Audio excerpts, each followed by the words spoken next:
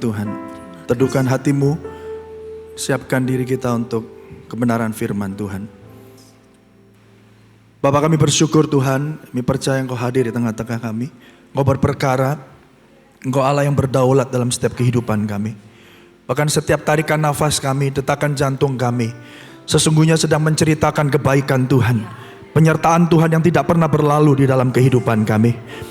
Langkah kaki kami Engkau yang tetapkan Tuhan. Bahkan hari ini Engkau yang telah memanggil kami untuk beribadah. Menyatakan bahwa kami adalah orang-orang yang berdosa, tapi menerima anugerah yang datang daripada Tuhan. Untuknya kami bersyukur kepadamu. Terima kasih Tuhan, terima kasih. Terima kasih Tuhan untuk kuasa Injil-Mu yang menyelamatkan kami.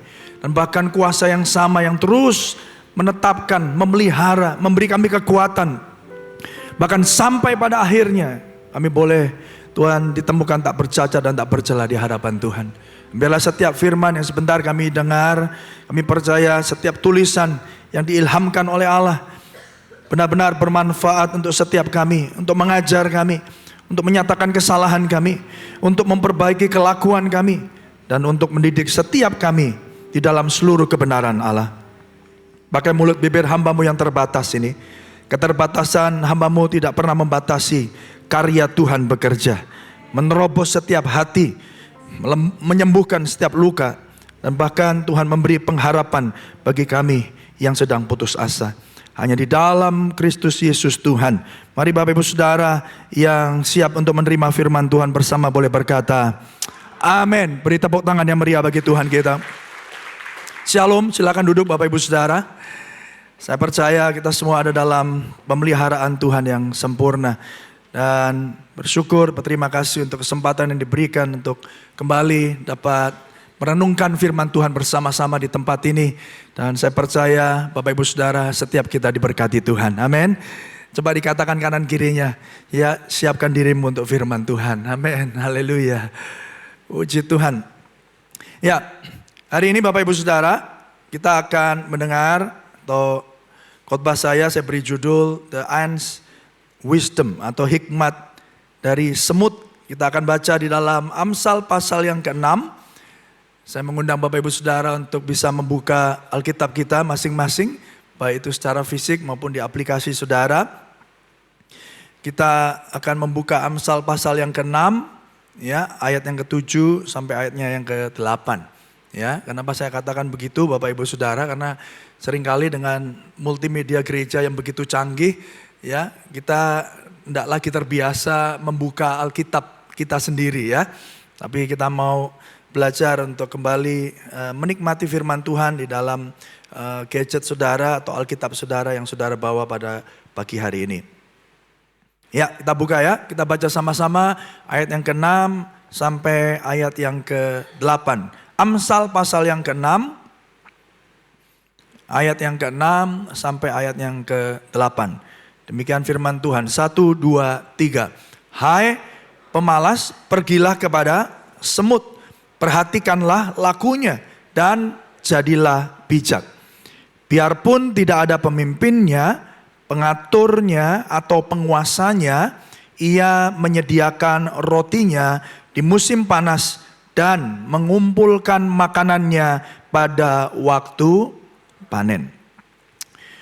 Puji Tuhan, berbahagialah orang yang membaca, merenungkan firman dan melakukannya di dalam setiap kehidupan kita sehari-hari.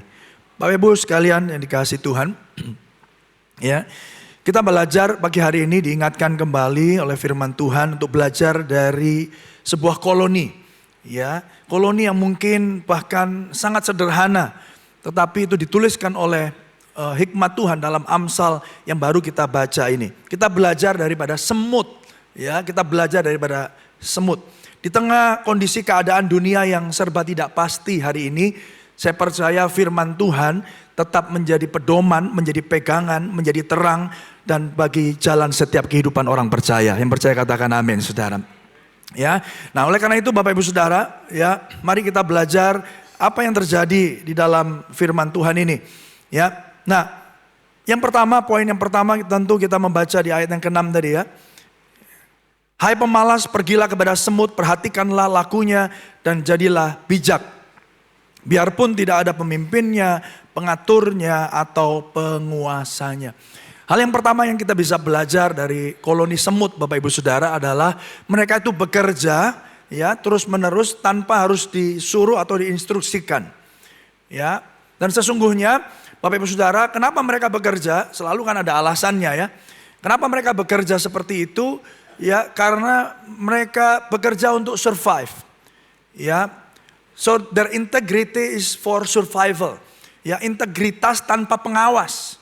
Kenapa mereka melakukan itu? Karena mereka tahu kalau saya tidak bekerja hari ini, then I will die. Saya akan mati. Dan bukankah itu yang terjadi Bapak Ibu Saudara yang dikasihi Tuhan? Ya, dan ini yang kita pelajari dari koloni semut, dan itu diperintahkan kepada setiap kita. Hai pemalas, pergilah kepada semut, perhatikanlah lakunya dan jadilah bijak. Artinya apa? Apa yang kita bisa lihat dari semut, Bapak Ibu Saudara, perilakunya dan hikmat yang Tuhan beri bagi kita, dan kita dapat belajar dari mereka, dan kita tentunya bisa lebih bijak, bisa lebih pandai, bisa lebih hebat daripada semut. Tapi Bapak Ibu Saudara, yang pertama yang kita perlu pelajari adalah ya integritas tanpa pengawasan, integritas tanpa pengawas. Bagaimana hidup Bapak Ibu Saudara, bagaimana kehidupan kekristenan kita tanpa ada orang-orang yang melihatnya.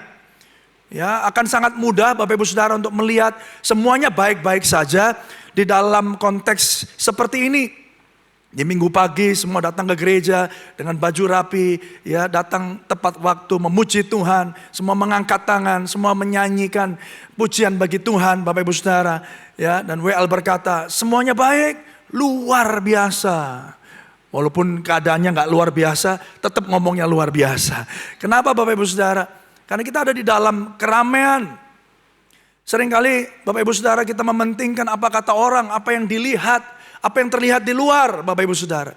Oleh karenanya integritas tanpa pengawas yang kita bisa belajar dari koloni semut adalah menjadi sangat penting dan langka hari-hari ini di dunia ini.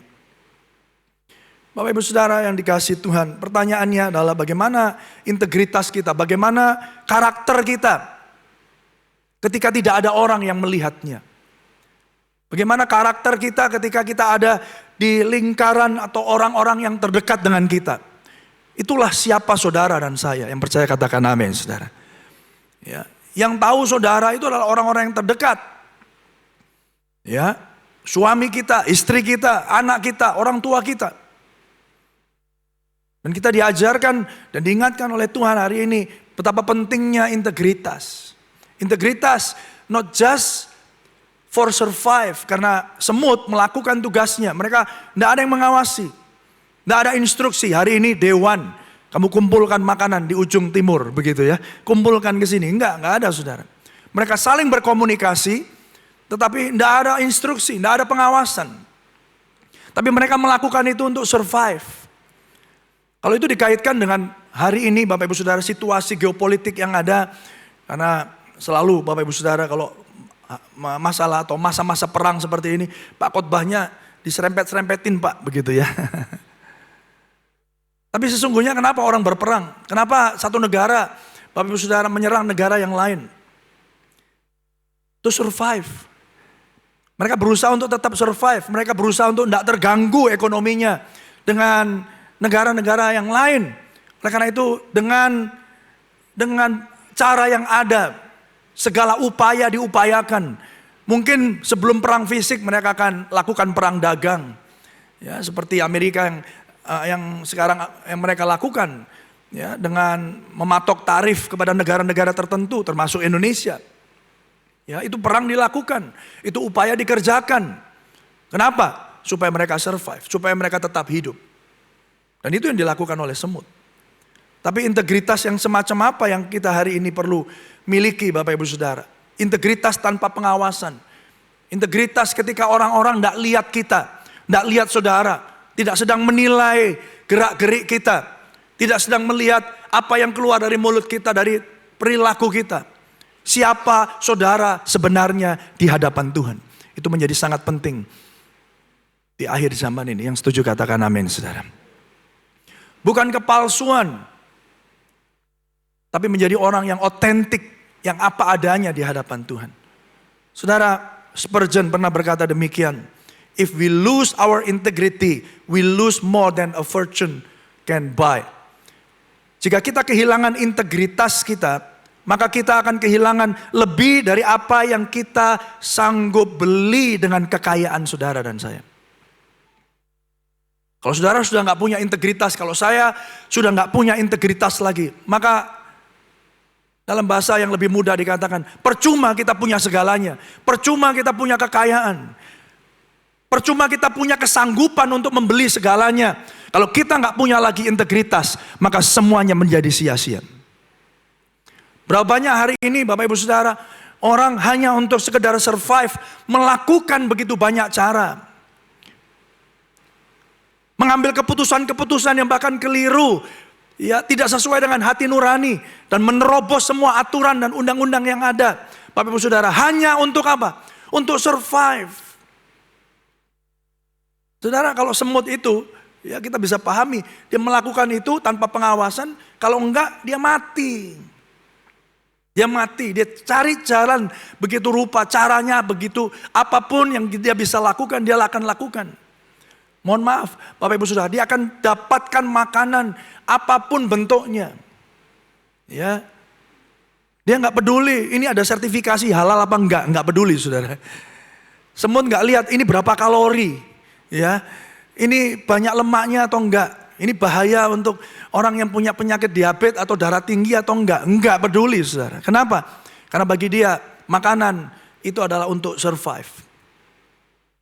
Saudara yang dikasih Tuhan, saya pernah, ini satu cerita udah lama sebelum saya persiapkan khotbah ini, tapi saya diingatkan kembali. Ya, saya tuh potong kuku. Saudara pernah potong kuku ya? Nah, potong kuku itu kan, saya tuh biasanya nggak senang yang kecil-kecil gitu. Sekali gede, piece-nya itu gede-gede, potongannya itu besar-besar gitu.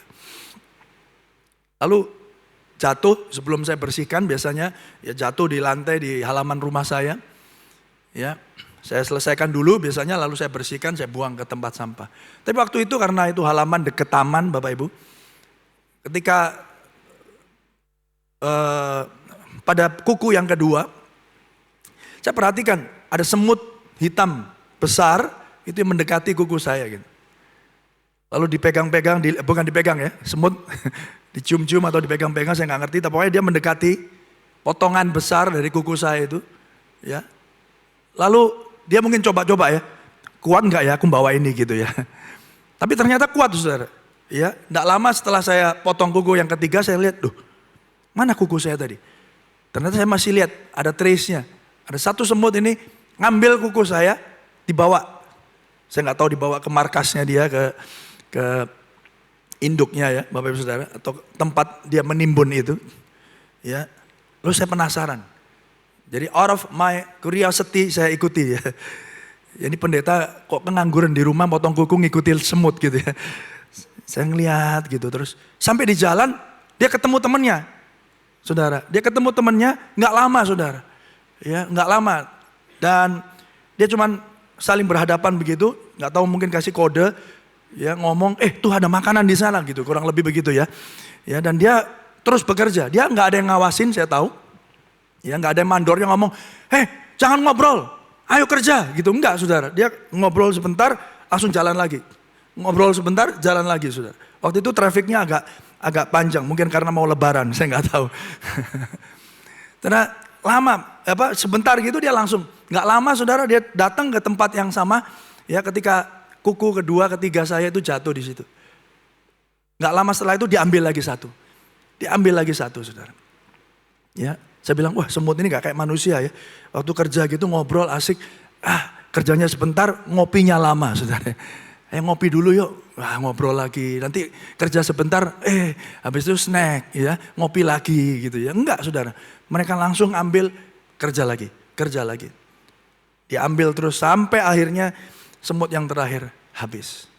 Itu semut, kenapa Bapak Ibu Saudara? Dia nggak peduli itu kuku, dia nggak peduli itu mungkin kotor, dia nggak peduli itu Bapak Ibu Saudara jenisnya seperti apa, cocok, baik, sehat nggak buat tubuhnya. Yang penting dia bisa survive. Saudara yang dikasihi Tuhan, Bapak Ibu Saudara, integritas kita belajar hari ini. Kalau kita kehilangan hal itu Itu seperti Bapak Ibu Saudara kita kehilangan lebih daripada apa yang kita bisa beli dengan kekayaan saudara. Artinya apa? Apapun yang saudara punya, apapun yang saudara sudah capai tanpa integritas, itu sia-sia, itu percuma. Firman Tuhan katakan, buat apa kamu dapatkan nyawamu, tapi dapatkan semuanya tapi kehilangan nyawamu. Saudara punya semuanya tapi kau kehilangan nyawa. Saudara, itu sama seperti kita nggak punya lagi integritas. Dan saya mau sampaikan Bapak Ibu Saudara, di dalam kesempatan pagi hari ini, gereja Tuhan adalah tempat terakhir, benteng terakhir di mana integritas harusnya ditegakkan. Yang setuju katakan amin, saudara. Saudara, di sebuah bangsa yang sedang bertumbuh, di sebuah bangsa yang katanya menuju kepada bangsa atau tahap atau tempat waktu di mana kita meraih keemasan kita. Saya mau katakan gereja harus menjadi tempat di mana integritas itu harus ditegakkan. Ya di atas ya, tidak di atas tidak. Yang setuju katakan amin. Ayo beri tepuk tangan dulu bagi Tuhan kita. Haleluya. Saudara yang dikasihi Tuhan, ini menjadi peringatan kita. Kalau kita diminta untuk belajar dari semut, Bapak Ibu Saudara, mereka melakukannya tanpa pengawasan. Bagaimana dengan saudara dan saya? Bagaimana dengan kehidupan rohani kita? Apakah kita masih ada dalam sebuah bubble, sebuah dikotomi antara manusia rohani dengan manusia jasmani? Nggak ada hubungannya Pak. Saya hari Senin sama saya hari Minggu di gereja itu beda. Enggak Bapak Ibu Saudara. Justru apa yang Bapak Ibu Saudara kerjakan dari Senin sampai Senin lagi ya. Hari Senin sampai Sabtu Bapak Ibu Saudara itu menentukan apakah apa yang saudara terima hari Minggu itu dapat mengubahkan dan berdampak dalam kehidupan nyata saudara. Yang setuju katakan amin saudara. Saudara yang dikasihi Tuhan, itu yang pertama. Hal yang pertama yang diingatkan Tuhan melalui semut. Integritas tanpa pengawasan. Dan yang kedua Bapak Ibu Saudara, apa yang kita bisa lihat dari semut ini? Dia memiliki kecerdasan musim. Ya, season intelligence gitu ya. Dia punya kepekaan khusus. Amsal 6 ayat yang ke-8 tadi dikatakan, ia menyediakan rotinya di musim panas dan mengumpulkan makanannya pada waktu panen. Ya.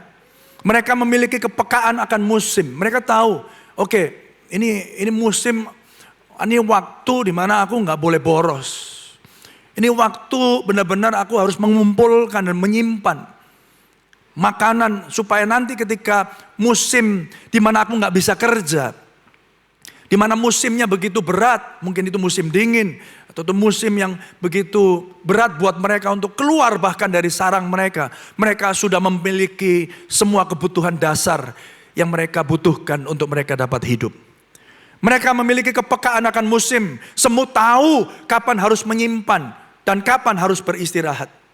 Saudara, hari-hari ini di tengah gejolak ya geopolitik dan sebentar pasti akan diikuti dengan gejolak ekonomi dan bisa jadi dampaknya akan lebih panjang daripada yang kita pernah bayangkan dan pikirkan. Apa yang menjadi perhatian kita hari ini? Apa yang menjadi atau apa yang saudara sudah antisipasi untuk saudara kerjakan hari ini? Saudara, semut memiliki kecerdasan musim. Dia tahu bahwa musim berat akan tiba. Oleh karena itu, I have to work. I have to prepare for the worst. Aku harus mempersiapkan segala sesuatu untuk yang terburuk. Dan itu dia kerjakan selama masih ada waktu, selama masih ada kesempatan. Dan gereja Tuhan, saya percaya di dalam konteks ini, kita juga harus bisa melihatnya dalam kacamata rohani. Ya, dengan firman Tuhan yang kita dengar. Mari Bapak Ibu Saudara, selama hari masih siang, mari kita bekerja di ladang Tuhan. Yang percaya katakan amin saudara. Akan ada waktu di mana tidak ada lagi kesempatan. Nggak ada lagi kesempatan untuk kita mungkin berkumpul seperti ini. Ingat masa pandemi. Di mana kita semua diberi kesempatan untuk membangun, untuk menikmati ibadah. Tiba-tiba PPKM. Tiba-tiba nggak boleh ke gereja. Tiba-tiba semua dibatasi. Bapak Ibu Saudara, itu datangnya tiba-tiba. Kita nggak pernah tahu, we never know. Kita nggak pernah tahu kapan itu akan datang. Tapi selagi waktu, hari masih siang, ketika masih ada kesempatan untuk kita datang bersekutu, untuk kita datang, untuk tetap kita dapat memberitakan Injil dan mendengarkan firman. Mari kita lakukan itu dengan setia sampai Tuhan Yesus datang untuk kedua kalinya. Mari kita beri tepuk tangan yang meriah bagi Tuhan kita. Haleluya. Bapak Ibu Saudara, dalam Matius pasal yang ke-24, memang saya agak tarik ini Bapak Ibu Saudara konteksnya ya kepada situasi keadaan yang kita sedang hadapi hari ini. Matius pasal yang ke-24, 32 dikatakan demikian. Tariklah pelajaran dari perumpamaan tentang pohon ara. Apabila ranting-rantingnya melembut dan mulai bertunas, kamu tahu bahwa musim panas sudah dekat. Demikian juga jika kamu melihat semuanya ini, ketahuilah bahwa waktunya sudah dekat, sudah di ambang pintu. Saya berdoa biarlah hari ini kita kembali diingatkan Tuhan dan merindukan ada discernment, ya, ada discerning spirit, ada kemampuan dan kepekaan Tuhan untuk dapat melihat, untuk dapat merasakan apa yang sedang dan akan terjadi. Yang setuju katakan amin. Bapak Ibu Saudara, kita bisa mempersiapkan diri kita dengan lebih baik. Sama, kita mungkin bukan negara yang memiliki 4 musim. Tapi Bapak Ibu Saudara, kita tahu bahwa kalau hujan turun dan bisa turun dengan lebat. Seperti beberapa waktu ini di Surabaya. Istri saya kerja di UK Petra, Saudara.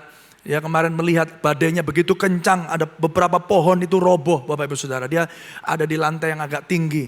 Dia melihat anginnya begitu kencang sampai Bapak Ibu Saudara itu merobohkan beberapa pohon yang ada di sekitar Siwalan Kerto. Dan kalau itu tahu, kalau kita tahu itu terjadi, kalau itu sesuatu yang bisa jadi reguler datangnya, apa yang kita bisa lakukan Saudara? Kita bisa potong pohon itu sebelum hujan atau musim itu tiba, betul nggak Bapak Ibu? Yes. Ya.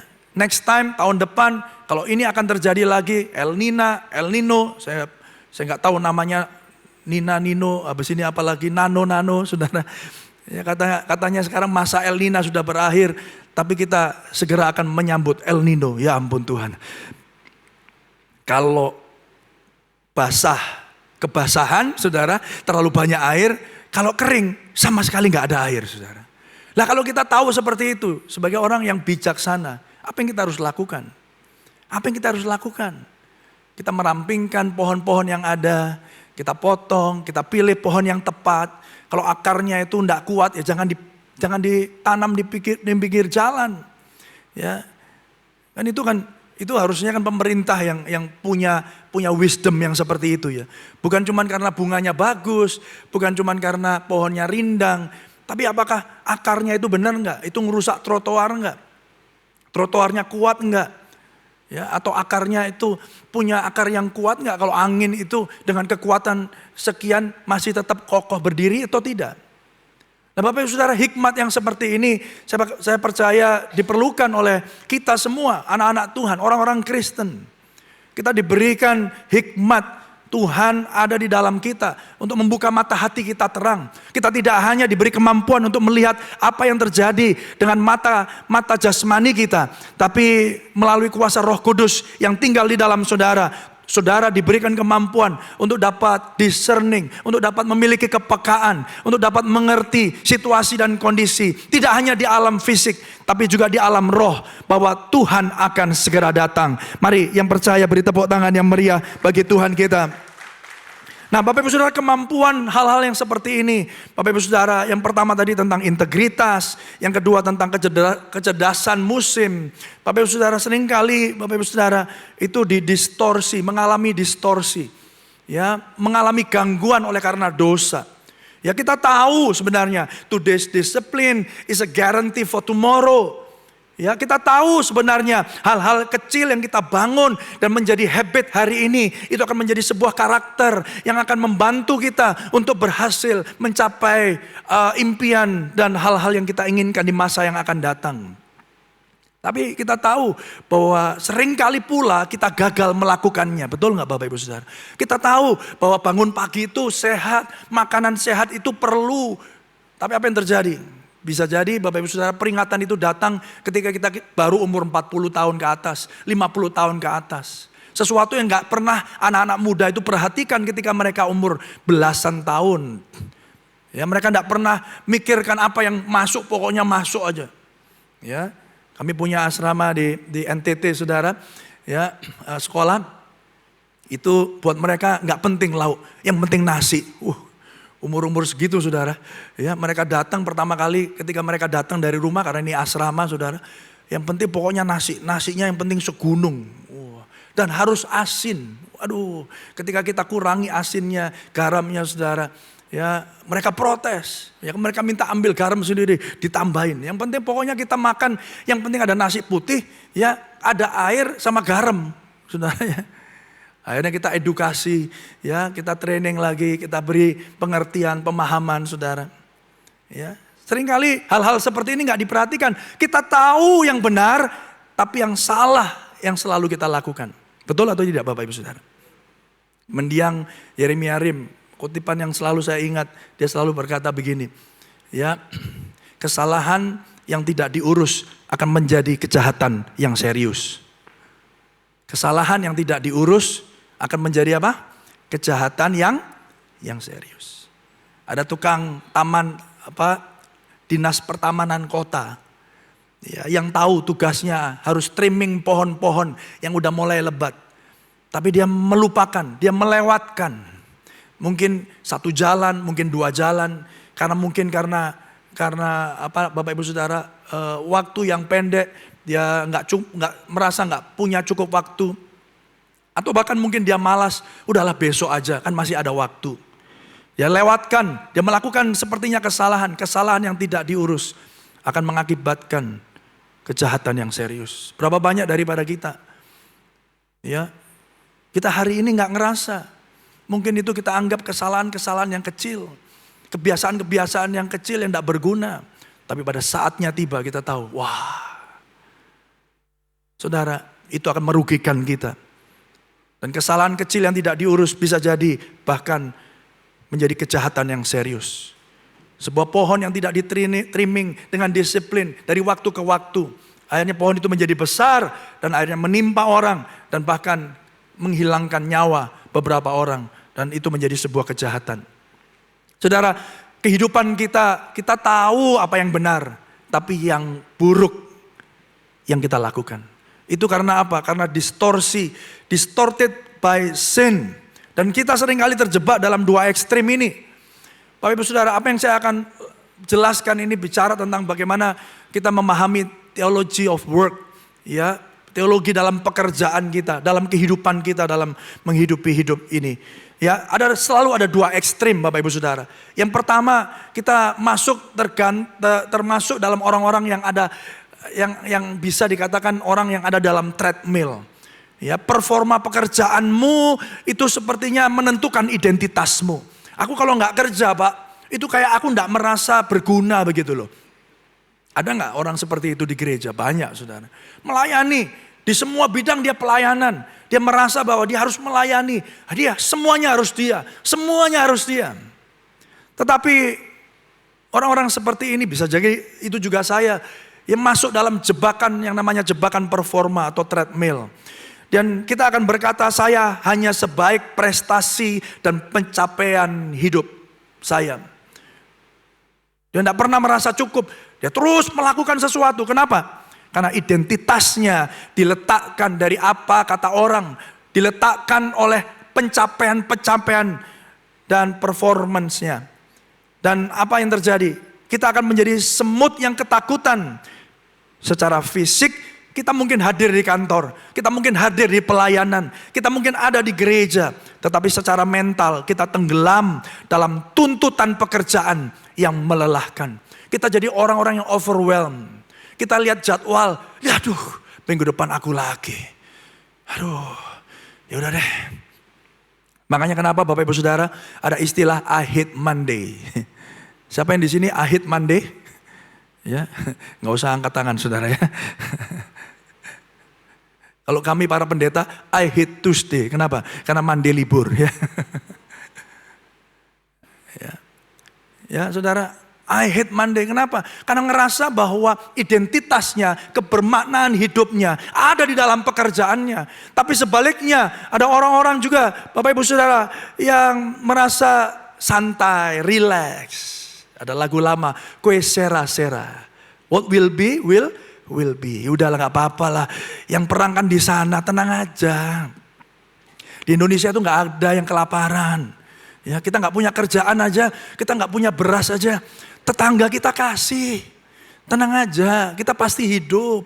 Wes, santai saudara ya, nggak usah khawatir. Tapi saking santainya, dia nggak lakukan apa-apa. Saking santainya, dia ngerasa begini, ini Injil kemalasan ya, the gospel of sloth. Dia katakan, saya diselamatkan, toh kita dapat anugerah. Tuhan Yesus baik, Tuhan Yesus baik. Oh kalau nyanyi ini kenceng banget saudara. Ya Tuhan Yesus baik. Gitu. Tapi dia nggak lakukan apa-apa. Saya diselamatkan oleh anugerah. Jadi mediokritas atau jadi mediocre, Bapak Ibu Saudara, itu tidak ada masalah. Ya udah yang penting melayani lah, nggak usah ngoyo hidup ini. Nggak usah ngoyo, kan Tuhan bisa datang tiba-tiba. Ngapain planning 5 tahun, 10 tahun, ya buat planning jangka pendek, jangka menengah, jangka panjang. Tuhan itu bisa tiba-tiba, besok bisa tiba loh. Kalau besok tiba kan percuma kamu, ya ada raker, ya kalau di organisasi, ada rapat kerja, ada annual meeting, ngapain? Tapi saudara, dua ekstrim ini ya sama bahayanya. Yang pertama, yang jabatan atau jebakan performa, yang bahayanya adalah apa Bapak Ibu Saudara? Kita tadi seperti semut yang ketakutan, ya kita selalu merasa overwhelmed, kita merasa bahwa pekerjaan itu melelahkan. Ya pelayanan itu bahkan menuntut begitu banyak dari hidupku. Tapi sebaliknya, the couch, orang-orang yang ada dalam sofa ini akan berkata begini, ya gak usah lah, ya ngapain sih bos kita itu terlalu menuntut tahu. Abaikan tugas, melakukan hanya sekedar untuk bertahan. Pekerjaan pokoknya yang penting apa Bapak Ibu Saudara? Yang penting pokoknya selesai, yang penting pokoknya dikerjakan. Ngapain pakai spirit of excellence? Ngapain memberikan yang terbaik? Toh majikan kita nggak peduli sama kita. Ya, makanya dikenal istilah apa? Tenggo. Tahu tenggo Bapak Ibu Saudara? Apa? Waktunya pulang, bel pulang, tenggo. Saya dulu ada di sekolah ya, saya dulu kepala sekolah saudara. Ya, saya perhatikan guru-guru yang extra mile sama guru-guru yang tenggo. Ya, bedanya apa? Saudara, kalau 3:30 mereka pulang. Ya, saya pernah ya menuju turun dari tangga dari kantor saya, ya saya jalan begitu ke arah ruangan tata usaha admin kami. Nah kami dulu masih pakai itu tuh apa fingerprint ya. Kalau sekarang kan sudah lebih canggih ya absensinya. Tapi zaman saya dulu masih pada fingerprint. Termasuk saya juga harus fingerprint. Ya masuk fingerprint, pulang fingerprint. Akan kelihatan kamu datang telat atau datangnya tepat waktu. Nah saudara saya perhatikan waktu itu saya masih sibuk, saya mau ke admin, mau ambil satu dokumen saudara. Lalu saya lihat ini kurang lebih kalau jam pulangnya itu 15.30 ya kalau nggak salah. Itu jam 15, mungkin 15.20-an lah ya. 15.20 kan belum 15.30 ya. Kurang berapa menit saudara? 10 menit. Tapi apa yang saya lihat, ada sebuah fenomena, saya turun gini. Ada guru-guru beberapa. Sudah antre, saya pikir antre apa ini? Ini nungguin apa ini? Sambil ketawa-ketawa, sambil malu-malu dia katakan, ya bentar lagi mau pulang Pak. Oh, jadi rupanya pas 15.30, langsung saudara. Langsung pulang saudara. Saya katakan kepada mereka, ya nggak apa-apa sih kamu langsung pulang. Kita juga nggak bisa melarang karena itu aturan organisasi. Tapi waktu 10 menit ini kamu nunggu di depan apa? Check log ini. Bisa nggak itu dikategorikan sebagai korupsi waktu? Bisa nggak Bapak Ibu? Iya dong. Ya, nggak ngapa-ngapain kok. Masih ada 10 menit. Kamu masih bisa melakukan apa aja di atas. Mungkin masih bisa ngobrol sama murid. Mungkin bisa ngecek pekerjaanmu untuk besok, saudara. Tapi seringkali yang dilakukan apa? Nggak apa-apa, ntar lagi pulang, saudara. Tenggo, saudara. Saudara, orang-orang yang seperti ini adalah orang-orang yang mengabaikan tugas, melakukan hanya sekedar untuk bertahan, mengabaikan tanggung jawab dan bekerja hanya ketika diawasi. Dan akibatnya apa? Yang treadmill, saudara, karir menjadi tempat mencari identitas. Jika kita berhasil, maka kita menjadi sombong. Tapi kalau kita gagal, Bapak Ibu Saudara, kita merasa kehilangan identitas kita. Kalau kita ditegur oleh senior pastor kita, kamu jangan pelayanan dulu ya. Waduh, rasanya saya mau ngomong apa Pak sama orang rumah. Hidup saya ini untuk pelayanan. Kalau saya nggak pelayanan ini maksudnya apa Pak? Saya merasa nggak berarti. Saudara yang dikasih Tuhan, orang-orang yang seperti ini akan merasa seperti itu. Ya, di Kejadian 11 ayat yang keempat mereka katakan, marilah kita dirikan bagi kita sebuah kota dengan sebuah menara yang puncaknya sampai ke langit. Dan perhatikan ini, dan marilah kita apa? Cari nama. Supaya kita jangan terserak ke seluruh bumi. Orang-orang yang seperti ini akan katakan itu semua karena saya. Kalau saya bisa meraih sesuatu, itu karena hebatnya saya. Tapi sebaliknya kalau dia gagal, dia menjadi orang-orang yang putus asa. Orang-orang yang desperate, depresi, saudara. Saudara, itu orang-orang yang treadmill dan sebaiknya kita juga menghindari ya area ini. Ini jebakan yang pertama. Tapi sebaliknya, ekstrim yang berikutnya Bapak Ibu Saudara, the couch. Orang-orang yang ada di sofa yang malas-malesan. Kita menggunakan anugerah sebagai alasan untuk kurangnya persiapan atau standar yang rendah. Minggu kan? Iya. Yang khotbah siapa? Oh bukan Pak Gembala, ya udahlah biasa. Lagu yang bulan lalu aja. Hafal kan lagunya? Itu loh kuncinya C, D. Ya namanya kunci ya itu. C, D, E, F, G. Betul ya? H nggak ada ya. Ya udah mainin aja bro. Intronya samain aja. Saudara yang dikasih Tuhan, itu contoh ya. Di sini nggak ada saudara ya. Itu di tempat lain. Kita menggunakan hal-hal seperti itu, ya anugerah sebagai sebuah alasan untuk kita nggak mempersiapkan diri. Pekerjaan hanyalah sebuah transaksi tanpa makna. Ya, kayak tadi, hanya untuk bertahan hidup. Pekerjaan itu pokoknya yang penting aku dapat gaji di akhir bulan, udah nggak peduli. Bos saya suruh apa juga saya lakukan. Yang penting pokoknya makan, yang penting pokoknya dapat bonus. Saya disuruh ngakalin pembukuan juga saya mau, nggak apa-apa. Yang penting saya makan, yang penting saya dapat gaji. Ketika aku meneliti segala pekerjaan yang telah dilakukan tanganku dan segala usaha yang telah kulakukan untuk itu dengan jerih lelah, jerih payah, lihatlah segala sesuatu adalah kesia-siaan dan usaha menjaring angin. Memang tak ada keuntungan di bawah matahari. Saudara, dua-duanya itu jebakan. Sama-sama katakan jebakan. Katakan pada kanan kiri saudara, aku gak mau dua-duanya ya. Lalu bagaimana Bapak Ibu Saudara jalan keluarnya? Ada the true and better end. Ada semut yang sejati. True and better end. Ya, Yohanes 17 ayat 4, Yesus berkata, aku telah mempermuliakan engkau di bumi dengan jalan menyelesaikan pekerjaan yang engkau berikan kepadaku untuk melakukannya. Yesus, Bapak Ibu Saudara, datang dengan sebuah ketaatan. Dia Allah pencipta langit dan bumi. Dia pribadi Allah yang kedua Bapak Ibu Saudara. Dengan penuh kuasanya dia bisa lakukan apa saja hanya dengan menjentikkan jari tangannya. Tapi dia datang ke muka bumi ini sebagai manusia. Dengan penuh kerendahan hati dia taat akan perintah dan rencana Bapaknya. Saudara, dia melakukan pekerjaannya. Bahkan sebelum pelayanan kita tahu, kita mengenal Tuhan sebagai anak tukang kayu. Saudara, dia bekerja sesuai dengan harapan orang tuanya. Dan dia berkata, it is finished. The ultimate work is done.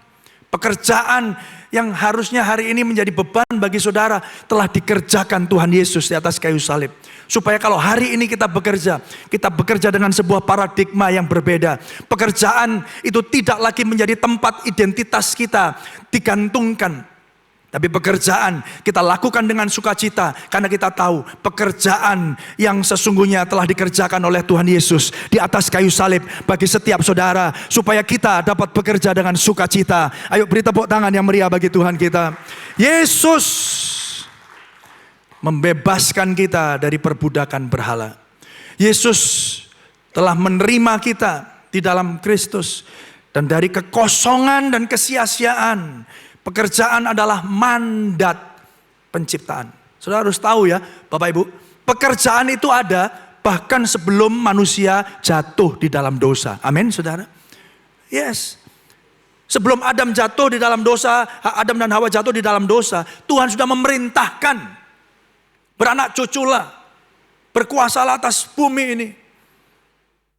Bapak Ibu Saudara yang dikasihi Tuhan, oleh karena itu hari ini melalui karya salib Kristus, pekerjaan yang sudah rusak itu dipulihkan sehingga hari ini Saudara tidak lagi melihat pekerjaan itu sebagai sebuah kutukan. Tapi pekerjaan sebagai sebuah berkat.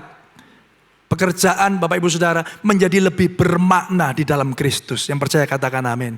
Amin Bapak Ibu Saudara. Saudara bersuka cita apapun dan sesederhana apapun pekerjaan saudara. Karena saudara tahu hari ini aku bekerja bukan hanya untuk dapat gaji. Bukan hanya untuk dapat identitas dan pujian dari manusia. Aku bekerja untuk kemuliaan Tuhan. Ayo beri tepuk tangan bagi Tuhan kita. Ada istilah yang baik sekali dalam buku Martin Luther, volume yang ke-6. Lectures on Genesis, dalam kutipan komentarinya dia tentang kejadian Bapak Ibu Saudara. Dia mengambil istilah the mass of God. Larvae atau larvae Dei. Ya, larva itu single atau larvae atau larvae ini plural, mass atau topeng-topeng Allah. Dia katakan demikian Bapak Ibu Saudara. Saya mau saudara fokus sebentar, saya akan akhiri firman Tuhan ini. Martin ngomong begini, Luther ngomong begini. Dia akan bekerja, Tuhan akan bekerja melalui dirimu. Tuhan akan memerah sapi melalui dirimu. Dan melakukan tugas-tugas yang bahkan paling sepele melalui dirimu. Dan semua tugas besar maupun kecil akan menyenangkan baginya. Yang percaya katakan amin saudara. Kenapa dia katakan itu memerah sapi ya, milking the cow. Karena waktu itu ya mungkin pekerjaannya nggak serumit hari ini. Waktu itu peternakan itu menjadi salah satu pekerjaan yang mungkin benar-benar diperlukan waktu itu. Milking the cow. Saudara, ketika kita milking the cow, ketika kita bekerja, apakah itu merah sapi? Apakah saudara kerja di restoran, jadi chef, jadi waiters, saudara jadi pengusaha, jadi dokter, jadi lawyer, saudara jadi ibu rumah tangga. Saudara, Martin Luther, Bapak Ibu Saudara menuliskan begini, engkau sedang melakukan pekerjaan bagi dia. Saudara, itu seperti pakai topengnya Allah. Tuhan tidak memerlukan perbuatan baik kita, tetapi tetangga kita membutuhkannya. Yang setuju katakan amin saudara. Ketika kita bekerja dengan penuh keunggulan, penuh dengan excellent, kita adalah tangan yang digunakan Tuhan untuk memerah sapi, mengatur kota, dan melakukan apapun demi kemuliaannya. Indah kan Bapak Ibu Saudara? Jadi hari ini siapapun dan apapun tugas saudara, saudara mungkin kerja, saudara pernah ke mall ya, di beberapa mall itu ada ibu atau bapak petugas yang ada di mall ya. Lalu kita masuk lift, lantai berapa Pak? Lantai 2. Itu bersyukur kalau kita tahu lantainya. Tapi kalau kita biasanya nggak tahu lantainya, kita masuk, kita ngomong misalnya name it Uniqlo gitu ya. Uniqlo. Kita nggak ngerti lantai berapa. Oh dia langsung tahu. Pencet. 3, 2. Kerjanya cuma mencet-mencet gini saudara. Saudara pernah berpikir nggak apa yang ada dalam otaknya itu? Saudara mikir nggak? Saudara mungkin kita waktu itu nggak dapat kerjaan. Mbak, kalau saya bagian mencet-mencet gitu aja bisa. Benar nggak saudara? Atau dia juga ngomong gini sama dirinya sendiri. Apa salahku dalam hidup ya? Aku kok dilahirkan cuman mencet gini aja. Ya, ini kan sampai dia mati gaya saudara. Mencetnya bukan cuman pakai telunjuk. Kadang-kadang pakai telingking. Udah capek pakai jempol gitu. Terus dia mencetnya gini-gini. Sambil gaya-gaya saudara, mati gaya. Dia mungkin berpikir, aduh ngapain sini. Tapi kalau Bapak Ibu Saudara mengerti konsep larvae Dei, topeng-topeng Allah. Saudara tahu, saudara sepertinya melakukan hal yang sepele. Tapi sesungguhnya engkau sedang menjadi perwakilan Allah, kepanjangan tangan Allah untuk dapat mengasihi dunia ini. Yang setuju katakan amin. Mari beri tepuk tangan yang meriah bagi Tuhan kita. Jangan biarkan kemalasanmu merusak Larve Dei. Jangan biarkan kemalasan kita, keengganan kita merusak topeng-topeng Allah itu. Bekerja seperti untuk Tuhan berarti melalui keunggulanmu, melalui excellence-mu, sesama kita seharusnya menyaksikan wajah Tuhan dan bukan menjadi alasan untuk hidup biasa-biasa saja. Yang percaya katakan amin. Saudara, sebagai orang yang jadi usher, jadi greeter di sebuah restoran, saudara, menjadi berharga ketika saudara memberikan senyuman yang paling indah. Dan ketika saudara masuk dalam sebuah depot yang sederhana, tapi disambut dengan begitu hangat, saudara sedang merepresentasikan Tuhan bagi orang yang datang kepada depot saudara. Yang setuju katakan amin. Dia melihat, bukan melihat saudara, dia melihat Tuhan yang mengasihi mereka. Amin Bapak Ibu. Mungkin ada anak muda yang lagi stres, lagi depresi. Dia mau memutuskan untuk membunuh dirinya sendiri. Tapi ketika dia masuk, Bapak Ibu Saudara, ya, ke pintu gerbang perumahannya dia. Saudara bekerja sebagai security, sebagai satpam. Saudara katakan, selamat pagi Pak. Ya, luar biasa. Apa kabar Pak? Dengan senyuman saudara. Saudara sedang menyatakan wajah Tuhan, kasih Tuhan bagi orang yang putus asa dan hidupnya diubahkan sekali untuk selama-lamanya. Ayo beri tepuk tangan yang meriah bagi Tuhan kita. Haleluya. Jadi akhirnya pekerjaan bukan beban. Saudara kita bisa bekerja. I love Monday. I love Monday. Saudara ini tadi belum sampai sini ya tadi ya. Saya saking asiknya saudara saya lupa pakai clicker sini. I love Monday. Bukan karena kita jadi budak kesuksesan. Tapi kita berkata, aku bekerja dengan sukacita bagi kemuliaan Tuhan. Karena aku sudah diterima oleh Allah. Yang percaya katakan amin. Ini tadi Larve Dei ya. Ini konsep yang penting menurut saya di akhir zaman ini. Kalau kita menjadi terang dan garam dunia, kita juga menjadi topeng-topeng Allah bagi dunia ini. Kita menjadi alat kepanjangan tangan Tuhan. Supaya melalui pekerjaan saudara. Supaya melalui keberadaan saudara. Mungkin di RT, mungkin di RW. Mungkin di perusahaan-perusahaan besar. Dimanapun saudara berada. Saudara sedang menyaksikan wajah Tuhan. Sedang tersenyum dan menerima mereka. Yang setuju katakan amin. Dan sehingga saudara bukan menjadi budak kesuksesan. Tapi juga bukan budak kemalasan. Kita berkata, kita bukan budak kemalasan karena melalui hidupku Allah sedang memelihara dunia ini dengan kasih-Nya. Di tengah kasih yang telah menjadi dingin di dunia yang semakin rusak ini, gereja Tuhan dipanggil untuk menjadi topeng-topeng Allah di marketplace dimanapun saudara berada. Di kampus-kampus, kalau anak-anak muda, di sekolah-sekolah, di gereja, di kantor-kantor, di pekerjaan saudara. Nama Tuhan ditinggikan dan dipermuliakan. Yang percaya katakan amin. Katakan pada kanan kiri saudara, ayo jadi topeng-topengnya Allah di muka bumi ini. Amin. Haleluya, haleluya. Kita tidak lagi menebarkan ketakutan. Wah kalau perang ini gimana ya? Kalau perang itu gimana ya? Kalau itu, wah kalau nanti harganya naik gimana ya? Kalau harga naik ya tetap naik saudara. Terus kalau harga naik saya mau beli pakai apa? Ya pakai uang. Yang percaya katakan amin. Dari mana uangnya? Tuhan yang sediakan. Amin, Bapak Ibu Saudara. Kita menjadi orang-orang yang happy, yang sukacita. Karena kita tahu Allah kita berdaulat. Allah kita yang telah menebus pekerjaan kita. Kita tahu pekerjaan kita bukan sia-sia. Pekerjaan kita menjadi bermakna. Karena kita menjadi wakil-wakil kerajaan sorga di atas muka bumi ini. Yang percaya katakan amin. Beri tepuk tangan yang meriah bagi Tuhan kita. Sesuai dengan tema Bapak Ibu Saudara yang diberikan pada minggu-minggu ini, bulan-bulan ini. The Valley of Refining. Biarlah berita ini Bapak Ibu Saudara merefine, ya, tuning again, apa itu, mengkalibrasi lagi, menyelaraskan kembali teologi pekerjaan kita. Your theology of work. Tuhan sedang memurnikan motivasi kita untuk bekerja dan melihat hidup kita sebagai topeng Allah untuk mengasihi dan memelihara dunia. Yang setuju katakan amin, saudara.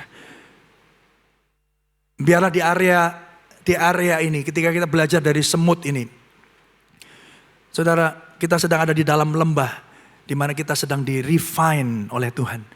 Refining every one of us. The valley of refining. Oleh karena itu saya mengajak 2 slide terakhir menjadi puncak dari pesan Tuhan pada pagi hari ini. The gospel response. Mari kita baca bersama-sama ya Bapak Ibu Saudara, kalau tidak keberatan. Saudara bisa membacanya di atas ini. 1, 2, 3. Melalui Injil Kristus, masih belum kedengaran ya. 1, 2, 3. Melalui Injil Kristus, nilai kita tidak terletak pada kinerja kita. Kita bisa gagal dalam perjalanan dan tetap menjadi anak Allah yang terkasih.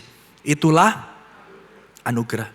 2, melalui salib, kerja keras kita di balik layar adalah sebuah liturgi, sebuah ibadah.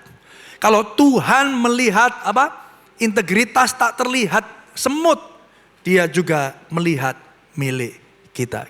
Yang terakhir, melalui Injil kita bekerja dengan rajin, bukan sebagai budak, tetapi sebagai topeng Allah kepada dunia yang membutuhkan kasih-Nya.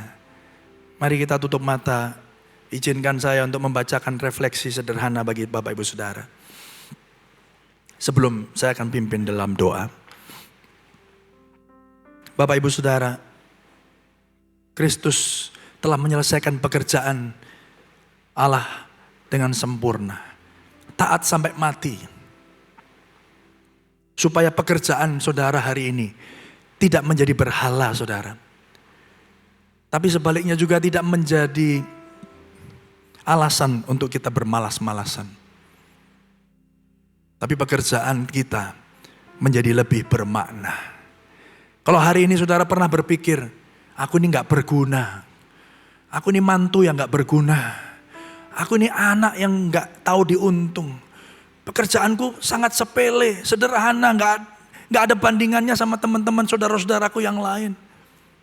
Tapi saya mau katakan, sesepele apapun pekerjaanmu, engkau adalah topeng-topeng Allah.